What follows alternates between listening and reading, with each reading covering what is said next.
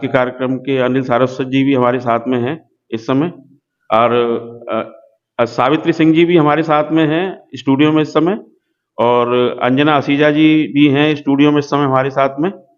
और आज के कार्यक्रम में हम अंजना असीजा जी का सम्मान करेंगे, जो कि बिजनेस वुमन के तौर पर कार्य कर रही हैं। और मैं अंजना असीजा जी से निवेदन करूंगा कि कृपया वह मंच पे आएं, और सावित्री सिंह जी से निवेदन करूंगा कि उनका माला पहनाकर पहले स्वागत करें और साथ में उनको सम्मान पत्र देकर उनको सम्मान करें। आज आपको बिजनेस वुमन के तौर पर यह सम्मान दिया जा रहा है। साथ में बहुत ही अच्छी समाज सेवी भी हैं, जो कि पिछले कई वर्षों से समाज सेवी कार्यों से जुड़े हुए हैं, और आगरा की प्रसिद्ध समाज सेवी प्रतिमा भार्गव जी के साथ में कई कार्यक्रम किए हैं आपने।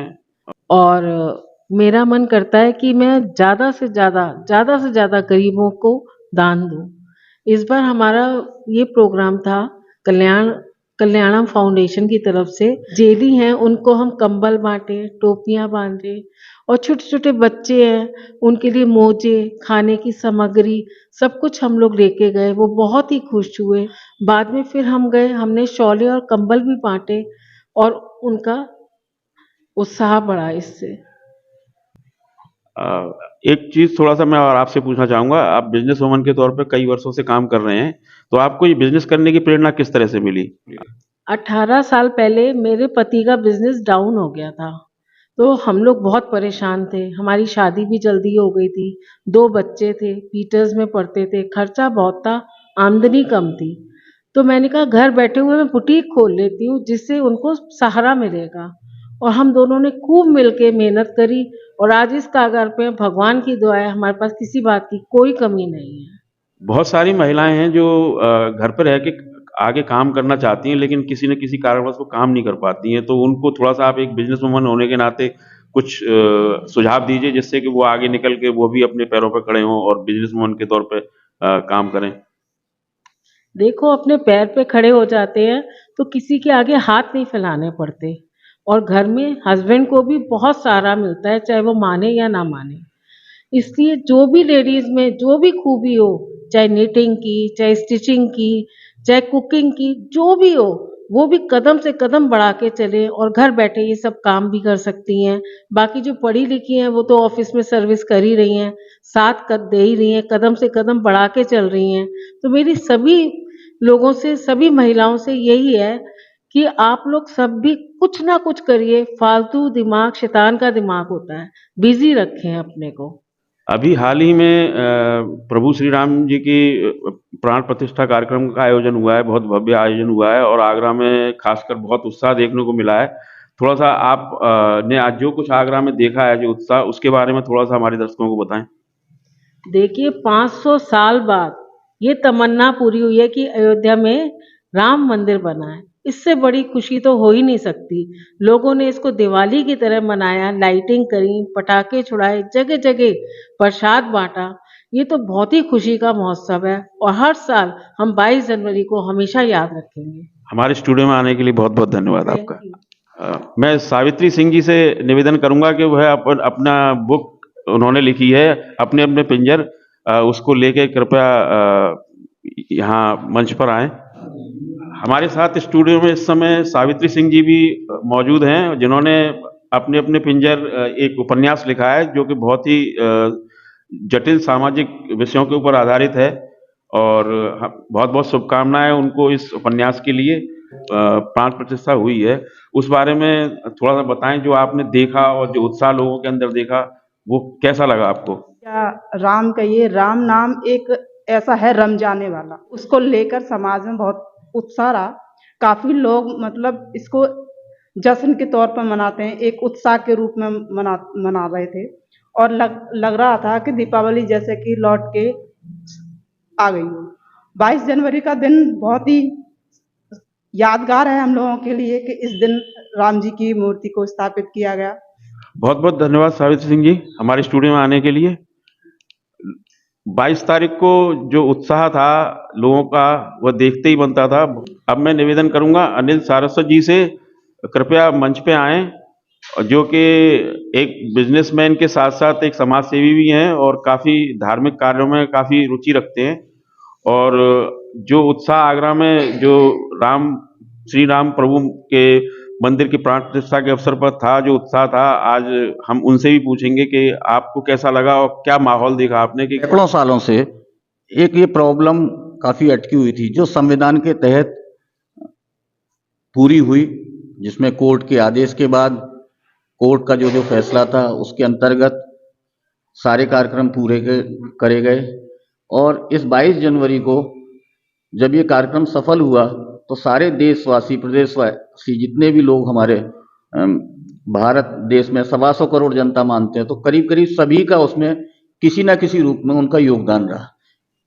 बहुत बहुत स्वागत है रवीन जैन जी हमारे स्टूडियो में आपका। 22 जनवरी का एक यादगार दिवस पूरे हिंदुस्तान में बहुत ही भव्य तरीके से मनाया गया और आपने भी उस दिन बहुत ही यादगार तरीके से एक मंदिर में आयोजन किए, और उस बारे में थोड़ा सा हमें दर्शकों को भी अपना बताएं। सबसे पहले तो जय श्री राम। 22 जनवरी को जो दीपावली का पर्व मनाया गया था पूरे भारतवर्ष में, क्या पूरे विश्व में, आज तक हमने अपने जीवन में ऐसी प्राण प्रतिष्ठा कहीं भी नहीं देखी थी।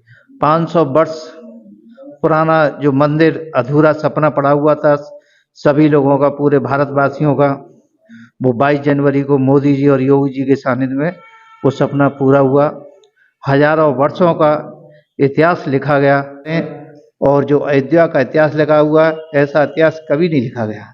आगरा में भी हमने हर जगह प्रोग्राम, मंदिरों को, पथौली पर एक नया मंदिर का निर्माण कराया गया।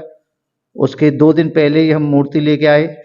हमारे संघ जितने भी लोग जुड़े हुए थे सभी ने उस प्राण प्रतिष्ठा मंदिर की कराई। उसके बाद आवास विकास कॉलोनी में भी शिव जी का मंदिर है, वहाँ पे भी रामचंद्र भगवान की मंदिरों की मूर्तियां सजाई और झल्लरों का कार्यक्रम किया। शाम को 51 दीपों से आरती की गई। जगह जगह में, हर जगह मंदिरों में गया, हर जगह ऐसा लग रहा कोई मेला जैसा, कोई दीपावली आई हो या कोई होली आई हो। ये उत्सव सभी लोगों ने बड़ी धूमधाम से मनाया और मनाना भी चाहिए। लोग हमें 1 महीने से जिस चीज़ की तैयारी कर रहे थे 22 जनवरी की, वो उस दिन उन्हें देखने को मिला। किसी आदमी ने वादा किया, वो वादा पूरा हुआ। आज हम बड़े खुश नसीब हैं। जो 500 वर्ष पुराना मंदिर बनना था, आज हमने अपनी आंखों के सामने देख लिया। आज हम अपनी नई पीढ़ी को बता सकते हैं कि ये मंदिर मोदी जी, योगी जी के सानिध्य में बना और हिंदुत्व की जीत हुई है। ऐसा मंदिर दोबारा न बनेगा, न कोई बना सकता है। हर आदमियों ने एक एक ईंट अपने घर पर लाकर उसका पूजन किया। हर घर में दीपक जलाए, 5-5 दीपक जले। शाम को मंदिरों में आरती की, दीपक जली, भजन संध्या चलती रही।